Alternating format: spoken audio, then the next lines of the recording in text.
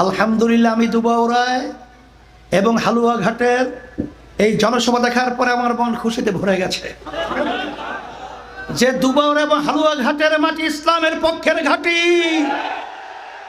এখানের মানুষগুলো দেশপ্রেমী।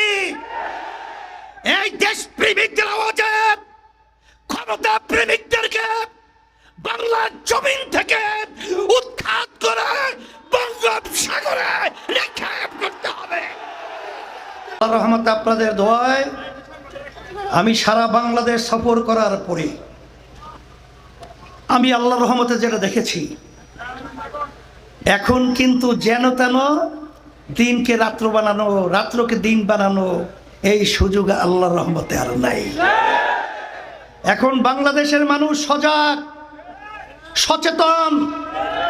হে চাঁদাবাজেরা, হে খুনিরা, হে স্টেশন দখলকারীরা, আর আমাদের বাংলাদেশের মানুষকে আর ধোঁকা দিয়ে আর গর্তে পালাবার সুযোগ আল্লাহর রহমতে তোমরা পাবে না।